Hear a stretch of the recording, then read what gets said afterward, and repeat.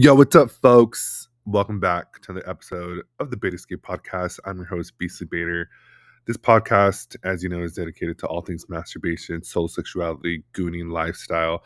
And on today's episode, I sit and chat with the host of Denver Jacks, a Colorado premier all-male jack-off and social club hosting weekly events. All men welcome. This is a really fun episode. We get into a lot of stuff. We talk about jack-off parties. We talk about straight men going to jack-off parties. We talk about possibly people fucking cakes at this jack-off party. And lots of other things. So check it out. I hope you love it. Let me know what you think. And as always, thank you so much for supporting this podcast. I do it for you and for the love of masturbation. Enjoy.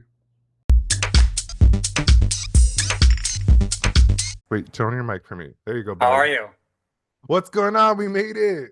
Yes, finally. Thank you for rescheduling. Yeah, you bet, dude. Hey, listen, it all happens to us, the best of us. You know, technology. Yeah, so I'm at the clubhouse today since the computer here is much newer and the computer connection is faster. So That's even better. Now you got all that goony like energy surrounding you while we talk. right, something like that. Well, what's going on? How's your day going so far? It's not too bad. Work was crazy as usual, but I managed to get out of there on time and make time for this. So now I'm back at the club doing some administrative work, trying to get ready for next week. So it's all good. Nice. Well, I appreciate you and making the time to talk to me about Denver Jacks. I started getting really fascinated with jack off clubs. One, because I don't really frequent them, which I feel like I'm trying to get better at. But second, because I interviewed Paul, you know Paul. Of course. Um, and I really want to go and just check out Seattle. I love Seattle. I think Seattle. And I just want to just go up there and just kind of vibe with that. I've never been to Colorado though. Always wanted to go. Tell me what the Bader scene in Colorado is like. Well, it's much more active than I ever thought it would be. Mhm. The last 3 years have been a bit of a challenge in terms of the growth and the attendance at the club. It's much more prevalent, and I don't know. I don't know that if the attendance is grown as a result of my club, or if it has always been there and the club is just experiencing sort of a resurgence because it's always been this way. So I don't know if I created it or if it was always here, or maybe a little column A, a little column B. Okay, well then can you tell me a little bit about the history of the club? Like when did it first form? Who did it get formed by? Like how did that all start? Well, it started with me being a masturbator, Hmm. and always enjoying masturbation as my primary sexual outlet. Nice. It's always what I've enjoyed, and I've always enjoyed it. So it really started I was trying to remember a while back, but it actually started with me going back to Seattle because I actually grew up in Seattle. Oh, Actually, nice. grew up outside of Seattle and spent most of my young adult life there. And there has always been a Seattle Jacks. When I first was coming of age and doing those things, it was called Seattle Jacks, not what it is now, Hmm. what is Rain City Jacks. Right. And in 2014, I believe it was, I actually flew back to Seattle and said, I'm going to go to the Seattle club and I'm going to find out how it works, how it operates, what it needs. And met Paul there for the first time in person. And we became sort of professional friends because I was emailing him and saying, I want to create a club like this in Denver. I want to create one that serves the same purpose, but in Denver. So I Hmm. started just going there to see what it was like, and then decided I would create a Denver club. And it really just started as me hosting a handful of men that I knew that were into mutual and solo group masturbation. And that's how it really began. I had like a group of 5 or 6 friends. We would meet up maybe once or twice a month, and that's how it all began. And eventually our little group grew to a few more, and our the homes that we were hosting it in, because most of the time we would host it in someone's home. Mm-hmm. And then eventually we got a hotel room. And then eventually the hotel room started getting, because two friends would tell two friends, and those two friends would tell two friends. And it just kept growing and growing. And I thought, you know what? This is not sustainable in a hotel room anymore. It's not Mm-hmm. even sustainable in the conference rooms that we were hosting in the hotels. Jeez. And yeah, eventually I said, you know what? I'm going to have to get my own space because it's growing. Like I can't stop it anymore. It's guys are hearing about it. So that's how it started. It just started as something that I would loved doing and just kept doing it out of my own selfish desire to jerk off with guys. And eventually got to the point where I thought, you know, I'm going to have to get a bigger space. And then, of course, the pandemic hit in like May. It was like April or March or April or May of 2020. Mm-hmm. And of course, then everything shut down and we Mm-hmm. didn't really do much then. And then I reemerged even more dedicated and more invigorated to keep it running after the pandemic. And in August of 2021, we moved into the space that we're in now, which is a 1,500 square foot space. Well, Um, that's huge. yeah, it's a big space. It's the largest space that I've ever had a jerk off club in, and we've been here in this location since August of 2021. We've got a couple more years left on our 5-year lease. Um, and it seems to be growing, and I'm worried that we're going to run out of space before our lease is up and we may have to move again. But that's how it started. It just started out of my own desire That is create wild. to create a group, and to create a space that was clean, safe, and secure for men to share in that experience. Well, I think you're doing good beta work. And I feel like I speak for all betas everywhere when we say thank you for your hard work. So let me Well, ask, you do this all by yourself. There's no one helping you. You're just a one-man show. it's just a There's got to be, one-man show. but I mean, there's got to be like betas that volunteer their time to kind of help facilitate. I hope that you're. It's a lot of work, I feel. It is a lot of work. I work full time outside of this. I have a full time Hmm. job that I work at about between 40 and 50 hours a week, and do this in my on my days off and in my spare time, which is after work and on my days off.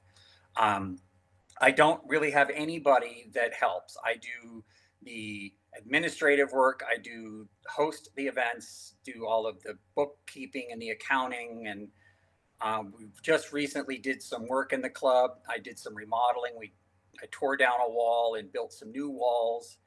So Yeah, I do all the construction myself. I do all of the maintenance at the club, stuff that I can do. If it's something I can't do, I have to hire that out. But most of the that's stuff I hot though, do, dude. You're like so walking around it's with a good. boner and a tool belt, just knocking down walls. Right. Yeah.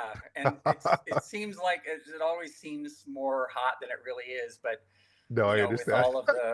with all of the construction and debris that you can get into, it ends up being just you're just working here by myself. So, but that's okay. I kind of like having the space to myself to do those projects. But I actually did just recently hire an employee, Nice. because our events are growing and I can't be here all the time. So as of May, we've added some new daytime events, and he is going to be managing those daytime events since I can't be in the club during the days because I have a regular full time job. Yeah, no, I think that's smart. Yeah, I feel like you should have a couple of beta apprentices. There have been You a lot know, of people who've helped, not to diminish the people that have given the club time, and in some instances, people give yeah. money, Well, which listen, I really feel yeah, money's always great, and also too, like if people can't give money, then go ahead and volunteer. I think it's important to recognize that there are people that are working hard behind the scenes to make these things happen. Any club, any organization, like if it's a passion, if it's a hobby, like we're giving our time and efforts to that. So, listen, if you can give Jimbo a hand, if you're in Colorado, if you're in Denver, Colorado, like hit him up and be like, yo, I want to help. yes, Um, absolutely. so didn't you run the social media for Denver Jacks? I do. I run the Twitter account. We also have an Instagram account, which I'm not super, I don't really quite have a full grasp of Instagram, but my new employee is helping me understand how Instagram works. Yeah, that's fine. But Um, let's talk about the X because the X is hot. yeah, the Twitter Like account that, is grown. it's fucking awesome. Like people talk about it all the time. They're like, "Do you follow Denver Jacks?" I'm like, "Yeah, obviously. It's like amazing bait fuel." Yes, it is. It's our primary advertising outlet. Most of our advertising, or most of the people that we get in the club, hear Mhm. of us from Do X. do the X. So Yeah. like if you're gonna have any events or if you're hosting any kind of parties, that information will be shared there. Well, we what we do is we post the dates, and obviously bait fuel is primarily what we post there, but I do post the events on there, and then of course Yeah. our website denverjacks.com is the primary source of our, it really is the launching point for the club in terms of getting people in the door. Yeah. One of the unique things about the website and our club is that we don't post our location publicly online because we want to try to keep the safety and the security of the club to a minimum. So in order for you to attend, you have to go to the website and submit your email address, and we send an automated response with all of the details, including the club location and parking and what you need to bring to become a member. That is all kept sort of behind a closed door, if you will. So Yeah. the Twitter, the X account is really just the way to drive people to the website. And then from the website, they can get details on how to attend our events. Nice. Okay, so if people want to go to the website, send your email, and you'll get information on where and where. Correct. Yeah, there's a little section Hell on the yeah. website that, where you give us your email address, and then the system automatically generates the response email that goes back to you with the club Nice. details and location. But Yeah, the don't be sharing that shit out, man. We only want the real ones in. well, and we keep the club is specifically the club occupies, it's in a retail space that used to be occupied by another business, and all Mhm. of the signs on the front of the building we left there to sort of hide in plain sight.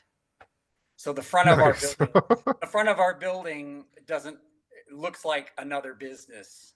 And the sign, we left the signs out there specifically for that reason, so that it wouldn't have any visual impact outside of what it used to be. So there is sort of this hiding in plain sight aspect to the club that we like keeping, because it does protect us a little. Yeah, you got to keep it discreet. A little. Totally. No, I totally get that. And I think that's like honorable and respectful. I think there's people out there that are tipping their toes in, right? That want to Right. experiment something that might not be familiar with the space. Got to keep it on the DL. Let's respect our DL brothers. Yeah, because we do have a lot of clients. There's a lot of our customers. I'm going to guess probably around 40%. So 4 out of every 10 Mhm. don't identify as gay. They identify as straight or bisexual. And Totally. some, often, want to have a discreet way to come and go, if you will, pun not intended. Or that's always the goal to come and go. Right. It is exactly the goal. So, All right, so like what's the setup for the space? Like is it just like because I'm imagining this huge space. Are people just like walking around with like their clothes off? Do you have like a separate room where people can get undressed? Do you have couches? Like what's that feeling like? If someone were to go to your event, let's say like a big event, like an actual like jack off party, like what would someone expect to find there? well, the club itself, like I said, it's just about 1,500 square feet. The very Hmm. front of the space is just a very simple reception check-in area. It's where we do the transactional component of the club, where Hmm. new members will sign in, do all the necessary paperwork, and where existing members will do the transactional things like pay their dues.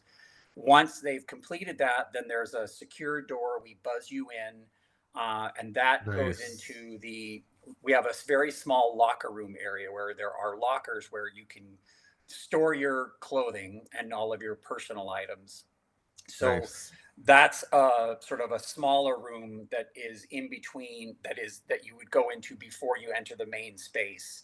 The main space is a large open space. There are no walls except for the bathroom, which is at the back of the building.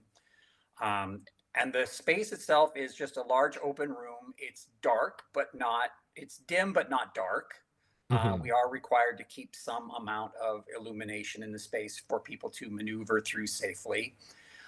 We play music, but we don't play any pornography because that requires a different kind of license from the city. And we didn't want to get into that licensing because it requires special zoning and expensive licenses that are hard and if not impossible to get. So Always trying to make it so difficult to watch the porno, yeah, man. so we don't play porn in the club. We prefer that people interact with the other club members. So Hmm. so in typically a lot of people think that it's like a porn theater with a big screen and everyone's sitting Yeah. in rows of chairs, and so we don't do it that way. The seating is arranged so that you can sit in a way that you gives you a view of the other members in the club, whether those members are sitting, standing, or lying down. We have a king size bed. There's about 8 sofas. We have a massage table. um, Ooh. that's all sort of spread out there in little sort of clusters of area. Okay, can I get on the guest list? Yeah, absolutely. Okay, perfect. Because that No sounds guest list amazing. required. Just You show got a up and pay big, your dues. perfect. You got a big bed. You got a couple of couches. Yeah, I mean, you don't have to watch porn. You got the live porn, right? You got like Right. dicks Everybody, swinging yeah. everywhere. So like have a looky look. Right. So I Yeah. think that's part of the appeal of not just my club, but at jack off clubs in general, Yeah, is for that sure. there is some voyeuristic and exhibitionism going on all simultaneously. So Yeah, while definitely. you can be masturbating and you're the bait fuel for someone that's sitting across from you or standing near you, that they can see that and that you do it openly. And I think that the back and forth between the voyeurs and the exhibitionism creates this really great energy in the club. I think that's one of the things that I feel like is probably most appealing for me as Jack Off Club because maybe I don't know, like I have a short attention span. So like while I can like I like to do different things, like I'll sit on the couch and just masturbate and watch, and then I'll get bored of that, and then I'll find like a guy and then I'll masturbate with him and I'll get bored of that, and then I'll like find a little group. And so Right. like I feel like there's like so much space that you can maneuver, you can like hold like you have different aspects or different things within that space that can like tickle your pickle. You know what I'm saying? Exactly. That's one of the great things about having a larger space is that you Hmm. can find sort of little areas that you can sort of move around the space into. You can start, a lot of guys start standing up and then they might find someone they like and they sit down next to them and maybe then they stand up and then a small group will form. You'll get little clusters of 2, 3, or 4 guys and then they might move to the bed where they can do fraught or Nice. just lay down or be comfortable laying down. Of course, I when love it's to lay really down. um, I'm so lazy. yeah, I prefer to be Although I've seated. gotten into like standing and baiting, which is really nice. Right. Um, yeah, that's always a good time. But for the most part, I'm just like, give me like a nice, like cushiony love seat so I could like lean back and just like do my thing. Right. Yeah, you gotta be able to have a good bait spread going on. Now, do you allow the poppers in your club? We do allow them. I know Okay. there are some clubs that don't, but we do allow them. I myself, I like poppers when I bait, so Same, for me same. it was sort of just a logical thing to make available, and I said, you know what, I'm going to allow them. And I know some clubs don't and some clubs do, and each individual club likes to create their own sort of vibe, but here we do. In fact, we actually have events that we have these events called Huff that are specifically for guys that are into poppers. uh, Sick. Like yeah, Huff Night? yeah, we have a Huff party. That's Usually dope, dude. about every 6 to 8 weeks we'll do one, and we do it Yeah. on a separate night that's its own separate event, so that the guys that are into that will feel like they're not encroaching or making anyone else uncomfortable. Not that anyone ever does, but for Yep. those men that like that, we do have, so we do allow popper use at our club.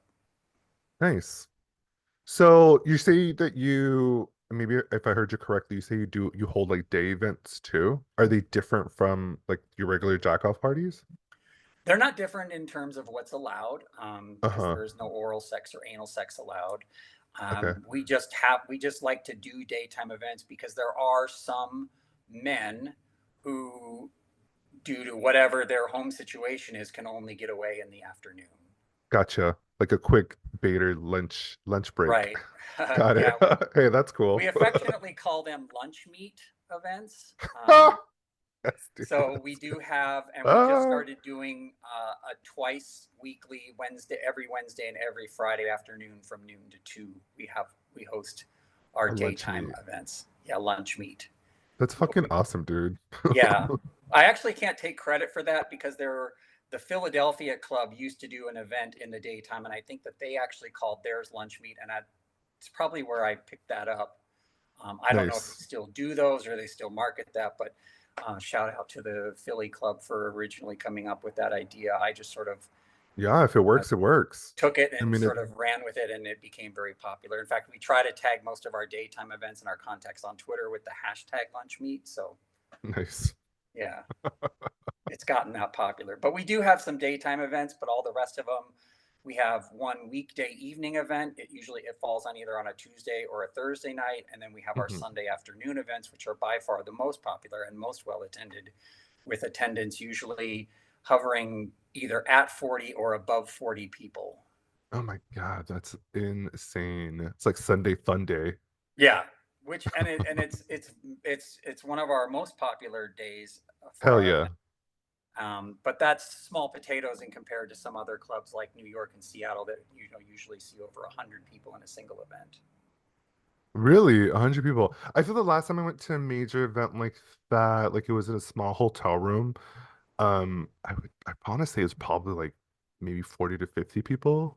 Hmm. And maybe that's why I felt uncomfortable because it was in a small hotel room. It was basically like two like twin beds, hotel room, Right. that kind of setup. And I was like, I just felt so claustrophobic. I was like, I need to breathe, bro. Like, get out of my way. Like, Yeah. like, I need elbow room. I'm a big guy. I need to stretch my legs and my arms. Like, I need to move around. Yeah.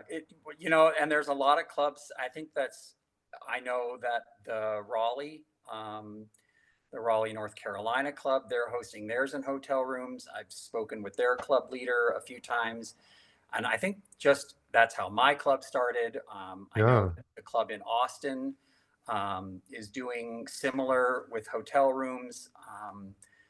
But Yeah. there are other clubs that are growing. The Detroit Motor City Jacks in Detroit, they've actually Yeah. got their own space now. Nice. But I know a lot of clubs start out in hotel rooms because Yeah. it's sort of That's the what I was thinking about. I was like, maybe I shouldn't talk so much shit. Maybe they're just like get their baby legs. Like they're just kind of yeah. It's starting out and growing and then it'll eventually get to what you got good at going on. Yeah, and there's a lot of clubs that even some well-established clubs, I mean, outside of the Seattle club, which they have an amazing space, but it is not their own space. They share that space with um, with another organization. So it's kind of a shared space, Oh, I which I see. think is awesome that you can have those kind of shared spaces. But there are very few clubs outside of maybe New York and a couple of others that have their own dedicated space. And Yeah. it took a lot of money, to be honest, to get a club started that was our own, because I had to gamble on the idea that I could get enough men through the door to pay the rent. I feel like you can always gamble on masturbation and you're always gonna win. Yeah. Well, Like people, I wished I would have gone into it with that much confidence, but I was pretty skeptical at the beginning. well, Um, hey, listen, it's a big investment. It's yeah. you. You don't have some major like funder like, coming to be like, yeah, let's give you all this money to jerk off. You're like, okay, Right. I mean, it would be nice, but yeah, no, I think that's why it's important to understand the resources that it takes and to be able to provide these kind of spaces to people. It's like it really is a community. Um, and I think people should realize that they can contribute to that community. Again, like you can give money, you can also give your time. And and honor and treat the space with respect. It's a place for you to come and enjoy your solo sexuality. And so everyone should be able to like take care of it, you know. They do. We've Good. had some amazing support. not Good. just financially, but I get emails and I get messages on X, and just people in the club will, they definitely, the men who love it and appreciate it have been quite um, outspoken about their support of the club and why they like it, and thankful Good. that. So it's, but you're absolutely right. Yeah, a lot of clubs start out small and they can grow, but even if clubs don't grow in the same way that our club has grown or that my club has grown, it Mhm. doesn't mean that there's not a lack of support, but there is an inherent amount of um, uh, maybe luck involved in getting a club that's as successful as we have seen Yeah. the past 4 years. And I'm thankful every day that we have the support and the continued support of horny masturbators everywhere. Fuck yeah. Gooners. Yes, they Gooners. are. Gooners supporting Gooners. Okay, so let me ask you this. What advice would you give to someone wanting to start a space? Maybe they live in an area where they really don't have a lot of access to other masturbators, and they're just like, you know what, I want to do this. Maybe they can hear your conversation and be like, get inspired. Like, what would be some useful pro tips for those people? I think that the number one thing that you can do if you want to start a club is first, I think you need to look at your community and know, because most guys that are going to be into it are probably going to have a small group of friends or Hmm. guys that they're currently masturbating with. And if you have that, the the best thing that you can do is just be vigilant and be consistent about what you want your club to be and what you don't want your club to be, and Mm, find your tribe and find a place where you can host events that is safe and clean and secure, and do it religiously and regularly. Don't waver on your events. I recently spoke with another club owner, and he said, I just can't get my club going. I don't know what to do. And I looked at their website. I looked at some of their information online. I said, you got to be more consistent, because you can't, if you have an event and only 3 people show up, then you do it. Don't get discouraged the next time and say, well, only 3 people showed up, so I'm not going to do it, because that doesn't give people the consistency that they need to know that they can show up the next time and the next time and the next time. So, totally. Because I feel like those things can grow exponentially. Like only three people show up, and then those three people bring two more people, and then those two people bring six more people. Like it just kind of grow, it gets bigger really fast. right, But you're right. Excuse me. I think consistency is key because yep, it's like repetition, repetitive to know, oh, Jimbo will always host this on Sunday, right, right? Like it's not gonna waver. It's like you're not gonna knock on the door and no one's gonna answer. That's like the worst feeling. right, Like you yeah. want to show up at the same time, be like, okay, every Sunday at one, every Sunday at one, and just kind of be there for everybody. You're right. That's good. That's good advice. Yeah, I think that's the best advice to give to anybody who wants to start a club. And Yeah. there are some, there's some things you have to look at, like, is the population base. I mean, do you have the population necessary to support a club? If you're looking to open your own space, I mean, you really Yeah. have to have, you have to look at your population of the city you're in and say, is there enough people to support a club that has its own space? And if not, then you have to collaborate with other businesses, much like the Seattle Club does when they occupy a space that they share with other clubs or other businesses. Yeah. And I think that that's a really good option for a lot of places where the population may not be high enough to support its own independent, a club that is just a jack off club and that's all it ever is.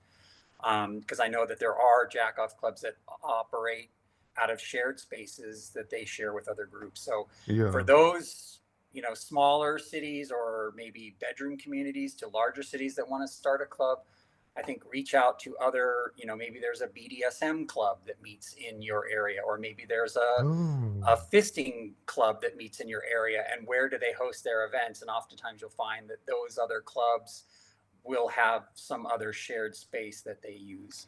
Sexual networking, sex Yes. networking. That's awesome. So other two things come to mind.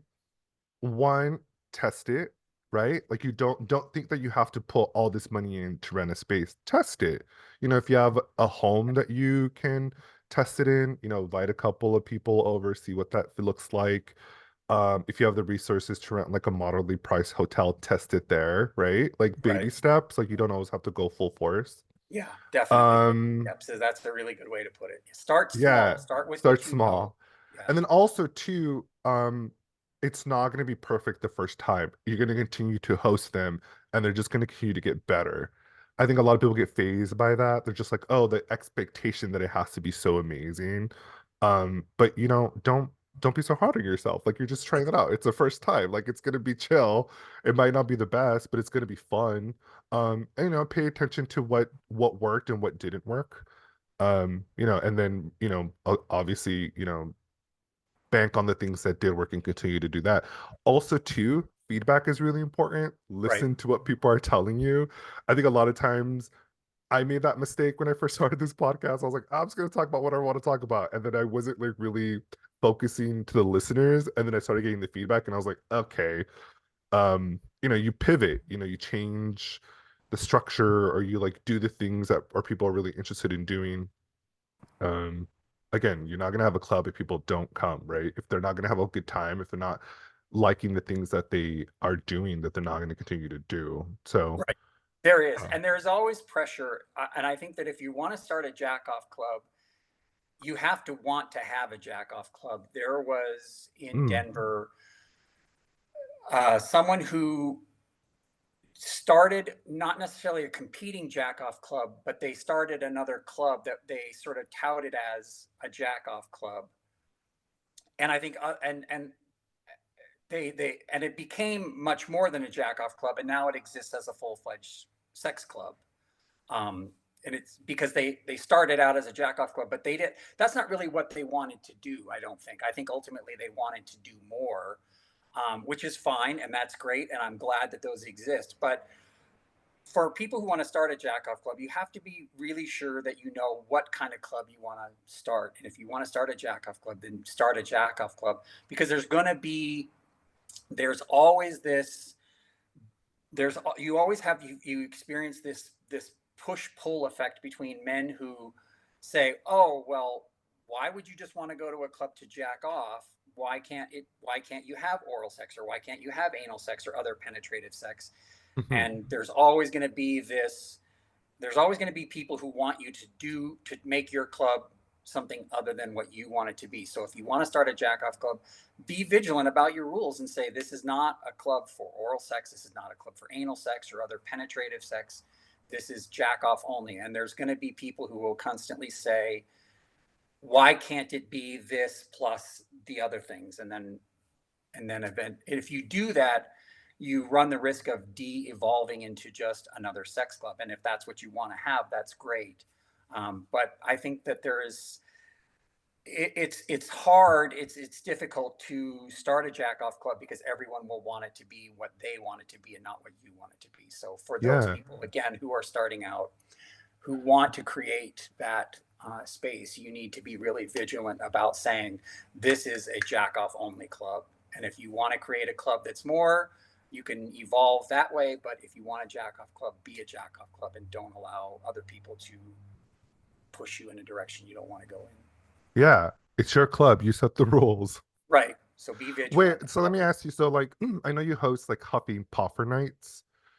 Do you host like maybe like an oral night, or is it just strictly masturbation? Like, there's no oral, there's never any kind of penetration. Like, but I was essentially I'm asking if you like host themes, like theme night, like So any Denver Jacks event that I host is mhm, only masturbation. masturbation. Okay.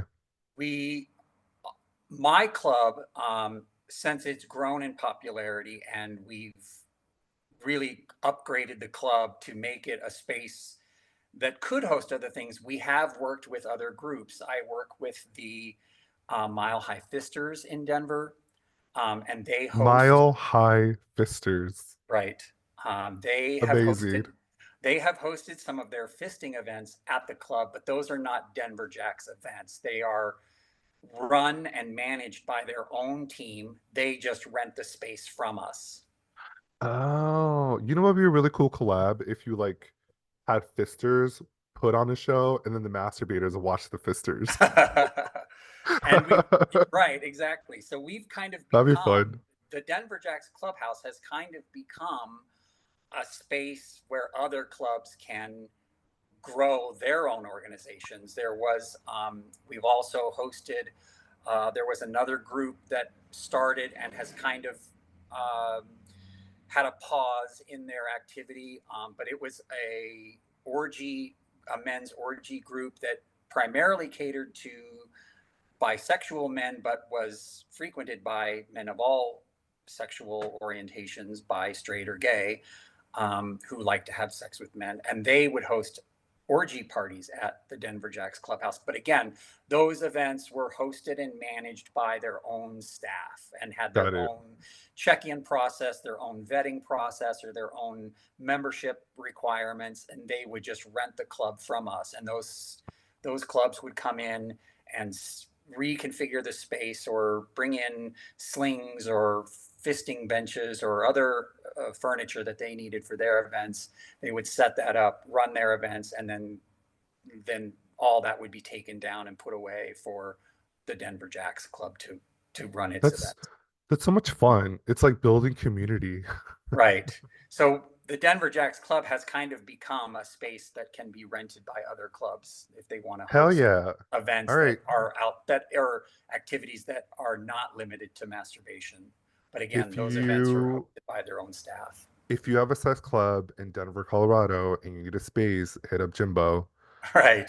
He's got a gorgeous location, and y'all could do some shit.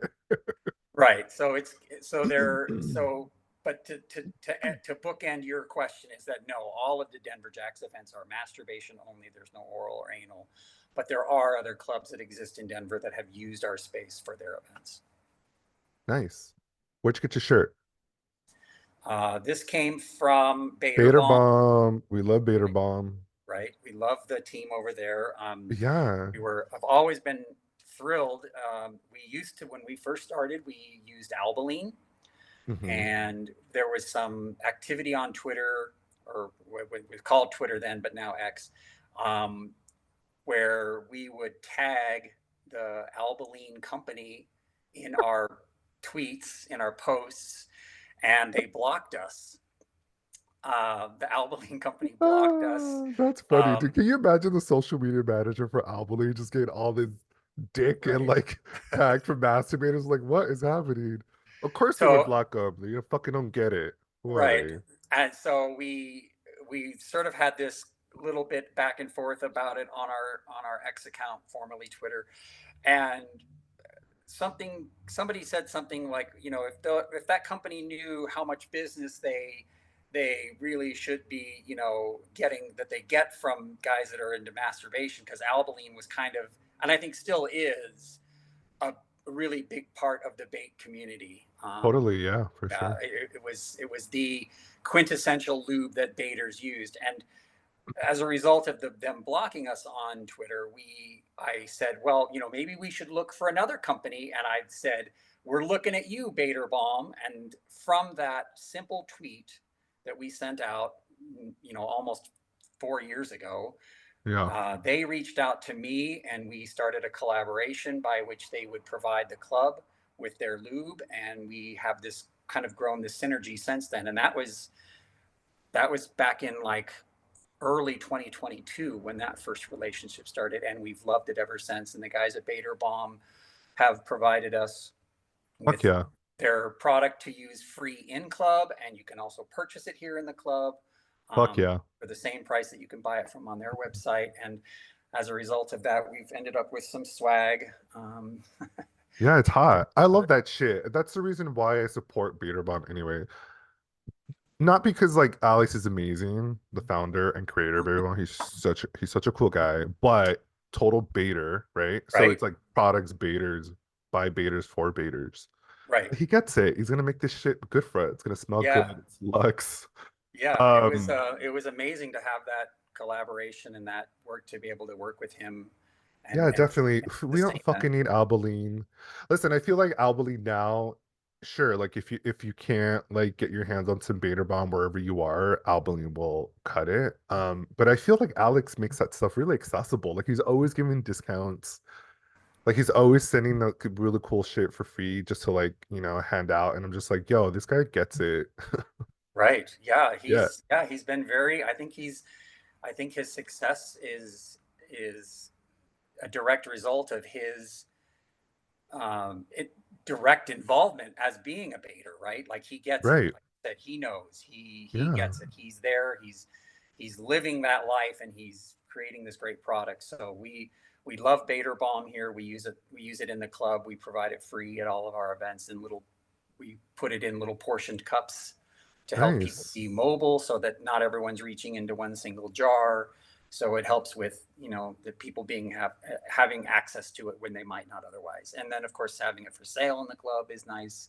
Yeah, That way for sure. you can take home some at the end of the night when they're done. Do you host any fun theme parties for Masturbation Month since May is Masturbation Month? We don't have any. We do have some themed parties coming up. We're going to do, of course, one that's one of our most popular ones is Socks and Jocks, where we do like a jock strap Nice. theme. We've also done tidy whitey themes. We've done Ooh. leather themes. We try to do things that are easy for people to participate in, but also don't require an extensive amount of gear to participate in. So, Our like effort. most guys have a jock strap, most guys have some sort of leather, most guys have a pair of tidy whities or can get them easily. So we try to do Yeah. events that are easy for people to participate in, but even if they don't want to participate, they're not going to feel excluded that they can't. So we do have some theme parties, but nothing specific for Masturbation Month, although we did launch our regular Wednesday and Friday afternoon events did start on May 1st because we thought that would be a great tie-in, is that if you want to celebrate Masturbation Month, then come on down to one of our 2 weekly daytime parties or any of our regularly scheduled evening and Sunday events. Fuck yeah, dude. That's Yeah, amazing. it is amazing. All right, so how does one attend? Like what are your dues? Like what are the fees? It's $20 to become a member for a year. It's a $20 Nice. annual membership, and then you pay $20 each time you attend an event. So your first visit is 40. If you're from out of town or you just want to check out the club first, you can purchase a 10-day membership for $5 Nice. plus your $20 dues for that day. So your first time as a trial member would be 25, and then your membership is good for 10 days. And then after 10 days, if you don't like the club and don't want to come back, then you're only out the 25. If you want to come back after that, then we have a couple of different ways to become a member after you do a trial, but it's basically $20 each time you walk through the door with a $20 annual membership fee to keep your current membership. Nice. So Can it's you pretty, can you just go one time? Like what's a one-time fee? yeah, just if you want to just do one time, it's just 25. Nice. So many options. Yeah, there's a few options. If you do become an annual member, you get one free event on your birth month. So Yeah. you know if you come in, so if you were born in the month of May and you're a current active annual member, you get one free one in the month of May. We keep track of that for you. Nice. We have some other frequent baiter programs that we're launching in Do you June. provide a cake for them to fuck at these events? No, but that's a good idea. There's All the birthday boys just gather around this massive cake and just fuck it. right. Maybe we should do something like that. Just put down like one of those leather tarps, easy cleanup. Right. You'll wash it Yeah, off in the back alley. that's a good idea. Maybe we should have a birthday cake, one birthday cake every month that all the Or birthday if boys can. if you don't want to share a birthday cake, just get like cupcakes. There you Individual go, cupcakes. individuals. Yeah. Ah, that's Well, fucking fun. we'll You have gotta we'll invite have me to. for that one. I'll go for my birthday, then I'll buy the cake, and I'll just be like, Okay. anybody whose cake is in my birthday's in August. Oh, see Um, that you got that. We have lots of time to plan. I'm gonna make a trip. I mean, I've always wanted to visit Colorado. I feel like anybody that I've ever met from Colorado is really nice. So I feel like there's really nice people that live out there that are. Well, it's Is it a nice place to live? It is. I've lived here since 2000, and before that, I lived in Washington State. I lived in Seattle most of my young Hmm. adult life. I lived near the coast as a child, near the Olympic mountain range, but spent most of my young adult life in Seattle. I moved here in 2000, so I've been here for what 24 years. Yeah. Um, I do like the weather here. It's warm in the summer and it's freezing ass cold in the winter, but Wait, does it snow? That's a dumb question. Does it snow in yeah, Colorado? we get a lot of snow. It'll snow. We'll get snow all the way through, sometimes through May. Oh, Not no, no, common. no, no, no. But the Through thing about the May? snow in the spring is that it snows and then it's gone in a day. Oh, okay, maybe that I can do. But still, you're having snow. When does snow start? Snow will usually start in December or January. Okay, okay, that's doable. That's Yeah. doable. It's not like Um, New York. I feel like the last time lived in New York, it started snowing like in October and it was dead ass through like oh. June. It was bad. I was like, get me out of here. Well, there are times when it does snow. I mean, I remember, I know that there's been many Halloween parties that have happened when there's snow coming down. So Yeah. it's not uncommon to get snow in October, all the way through Jeez. sometimes even Mother's Day. But the snow usually doesn't stick around very long. It's usually just very cold. But we do get a lot of snow, especially, of course, in the mountains. They get the bulk of it. Yeah. But it's not uncommon to get snow in Denver for most of October through even May. I feel Um, like you have a lot of gorgeous places to like masturbate outside. Like it's oh, very woodsy. that's the best part about Colorado, and especially Hey. the Rocky Mountains, is there's always places to go that are not very far from the downtown area where you can go and have great outdoor fun. It's one of the main reasons why I continue that's one of the reasons why I stayed in Colorado, even after the Hmm. reason that because my job brought me here, and even after I didn't have that job, I stayed because I thought this is great. Um, Yeah. I feel like the it's so like easy there. I don't know. I keep thinking Yeah, about living out of LA because it like gives me a lot of anxiety. And then I was like, oh, I'm gonna go to I forgot where it was. I think it was the Pacific Northwest. I was thinking about going to Portland or something. And then my friend was talking to me about it. She's like, you know, it snows in Portland, right? And I was like, it does not snow in Portland. Like, yeah, it does. It's like cold and wet. And I was like, what am I thinking? So then I was thinking of like, I think someone said Austin, Texas, but I was like, Texas, really? But then I was like, Austin, I don't know. And then someone mentioned Colorado. I don't know.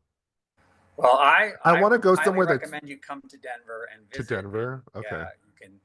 you can even get down to Colorado Springs, and you can get out to the mountains, and I love it. It's I love the weather here. I love the climate here. It does get hot in the summer, and it does get freezing ass cold in the winter. But You um, see that's cold. Wait, have you ever been yeah, to LA? I've only been to LA like twice. Do you So love I it? don't really have much, and I was only there for work reasons. I've never really been there for personal reasons. So Oh, I was always okay. there on a business capacity. So I don't. I know that it's warm there. I love the idea of it, but That's I nice. like having the seasonal changes. I like having a definite winter and a definite spring and summer, and Yeah. I I do think like that this. I do like the seasons. However, LA does have really nice weather. Like for the past couple of weeks, it's just been a nice 72. It's so right. nice. You walk out with a shirt and it's like breezy and sunny. That's like probably the one thing I would miss about LA. That and the Yeah. food. That- And the tacos. We have really great tacos. Oh, well, Denver has some great tacos too. There's a lot of good tacos here. So I think that All you right, well, would. you're selling me on it. I think if you're going to show up, you definitely need to show up in the spring or in the summer. I think that you be you get acclimated more easily in the spring and summer than you do in the winter months. Yeah, for sure. Because then I'll know what I'm looking forward to, right? Be like, okay, Right. this will happen again in a year. I just got to give it Yeah. some time. It's much drier here than anyone realizes, especially as I said, I came from the Pacific Northwest. And when I first Yeah, moved here, I was not really prepared for the dry, because it really is a desert yeah, here, but we're just a mile high desert. So, um, yeah, which is nice, but it's much drier here. So people that come from the south, when they come here in the summer, they love it because there's no humidity. yeah. Oh, okay. Oh, that's true. Oh, that's a good call. Yeah. I feel like there's no humidity in LA either. Well, which is nice. probably a lot more than what you would expect than you would find here in Denver. I mean, I just gotta you're travel. Ultimately, I just gotta get my ass out on the road. Like, you are ocean adjacent. well, that's the thing about I love about LA. So like, it's very essential to a lot of different things. You drive 2 hours, you go to the desert. You drive like maybe another 2 hours, go in the mountains. Not even an hour, like 40 minutes to a beach, like Right, on a good day. So like, we're very local to all these different things. right. It's Um, a great so when I resource. think about it, I might actually miss it. But one of my bucket list things was to like rent a huge, not a van, but like an RV, right? And just Sure, like drive cross country and that just would be like awesome. goon my way all the way to the East Coast. Like Bait your yeah, way like across bait the my way country. across. That's right, bait my way across the country and just like maybe invite like a baiter burrow too, and then we could just like bait in the RV and then like get on the road and like do it in different cities. That'd be a really fun challenge to like bait in each state. That would be fun. I wonder if You someone's ever could done have a that. bait bus almost. Ooh, a bait party buzz. A bait bus and travel the country and pick people up, take them with you for a few states, and then they drop them off and then they go back home. I guess I don't know. Do you know about Sausage Fest? It's that party that Baderbaum holds in I Vegas. I do. wanted to go so bad. I think it just passed and They I just missed wrapped it. up. Yeah, they just wrapped up this past weekend. I think Yeah. it finished up this past weekend. I do know of it because, like you said, Alex from Baderbaum, I think he Hmm. kind of spearheaded that, and Yeah. I wanted to go, but my duties here at the club and all that keep me from going. But I've heard good things about it. I know that this is their second year, I think, that they've done it. Well, give yourself a vacation, bro. Right. You deserve a vacation, man. Listen, we appreciate all the hard work that you do. Everyone understands now it's like a one-man job. You're running the whole entire show. I think people would understand if the club took a break for a couple of days and you went out and did your thing. Right. Well, Yeah, hopefully next year by this time we'll be more sustainable and I'll have more help. But like I said, we've started. I've hired someone, so if good. things keep working out the way that I hope they do, then by this time next year, um, but I've got some other plans. I'd like to open another location in Colorado Springs. Um, Ooh, how far is that away from your location now? it's about 70 miles south of Denver is Colorado Springs. It's the Nice. next, I would say, probably most populated city outside of Denver. But we have ideas of opening another location in Colorado Springs, which we haven't announced officially. So you're the first one to hear that. Ooh, breaking news. Right, breaking I news. love giving the inside scoop. Hell yeah, Yeah, dude. breaking news on the Bate Escape podcast is that we're interested in opening another location in the Springs, and maybe Hey, we eventually love another that. location up north in Fort Collins. But we're All right, well, you're gonna need more help. How does one submit an application to be your beta apprentice? well, we're not at that stage yet, but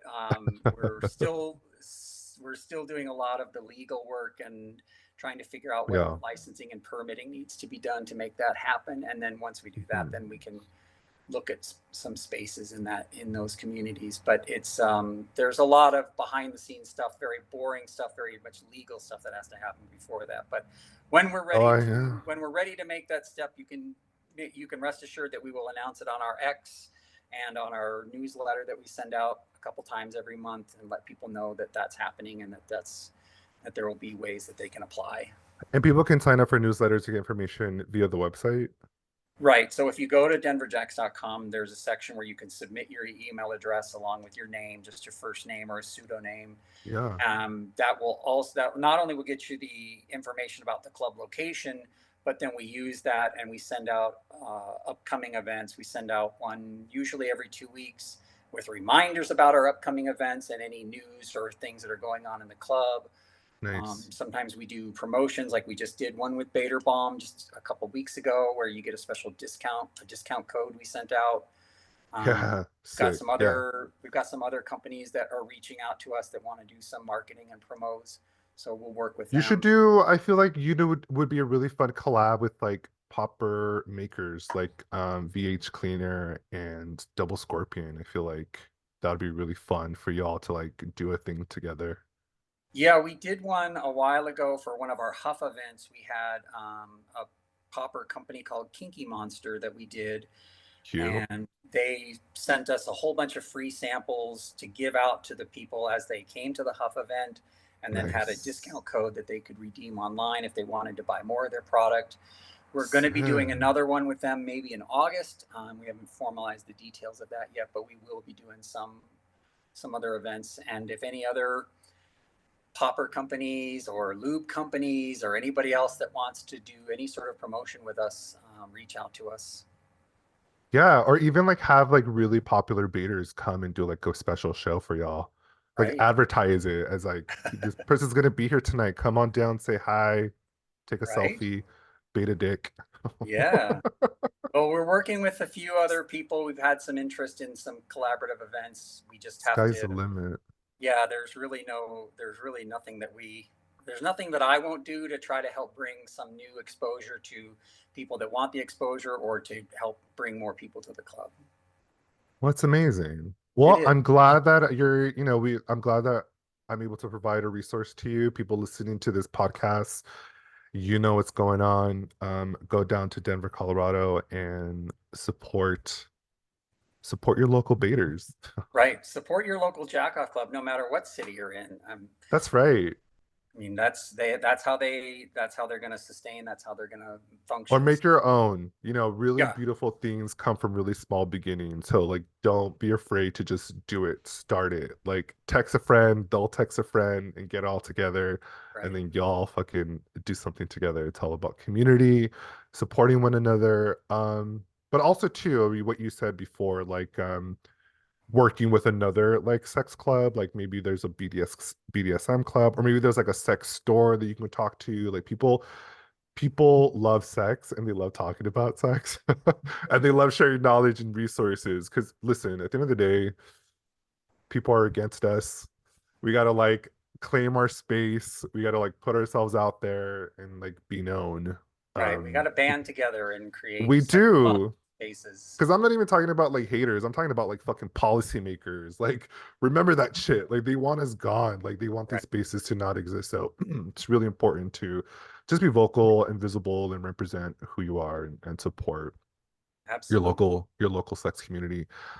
Jimbo, it was so nice talking to you on my podcast and knowing more about the Denver Jacks. Where can people find? Well, we said that. So it's on the X, which is I have it listed right now. Where are you? We're at Denver_Jacks. There you We're are. Denver we're underscore Jacks. yep. 154K followers. What? Okay. That's a huge following, bro. That's Yeah, amazing. And then you can also follow them on denverjacks.com. correct. Awesome. Yep. All And right. we're also on Well, Instagram with the same as our X handle. We're also on oh, you Instagram. are? Okay, I'm gonna go follow you on Instagram then. Yep, because we have the same handle on Instagram that we do on X. So if you want to find us there, you can. Our our obviously our Instagram feed is much more tame because of their particular rules, but Yeah, of course. it's still an informative place to find a lot of information and connect with other people that are into the same thing. But our X account is probably our most popular because it's It's like, Denver Jacks on the street and then Denver Jacks in the sheets. right. Yes, Yeah, you gotta have them both. you do have to have both. It's a nice balance. All right, do you want to give people your alt Twitter? Mine, Yeah, I don't have a personal. I'm I just don't kidding. have a personal. I don't have a I was just personal playing with you. anything. Yeah, no, Yeah, we if you don't want have. to see Jimbo bait his penis, you got to come to the club in You just person, have to and show up in person. Yep. that's right. You got to get a glance at it IRL. Hey, listen, thank you for being on my podcast. It was so great to Thank talk to you you. again. Denver Jacks, go support them in Denver, Colorado. Have a great time. Tell a friend. Pay your dues, and have a great time. I'm BC Bader, your host. You can follow me on that, and we'll see you on the next episode. Bye, y'all. Thanks. Hey, what's up? It's me, Beasley. Hey, I hope you really enjoy this episode of the Bate Escape podcast. I love producing these shows. I love talking to other masturbators about masturbation. And I just love talking to other people about sex in general. If you love this episode, make sure that you like, follow, subscribe, and that you're sharing probably the most important thing that you can do for this podcast is to share it with everyone you know, share it with that solo sexual masturbator, baiter, gooner in your life. Let them know that they're not alone in their solo sexuality. And again, I thank you always so much for your continued support with this podcast. Love ya.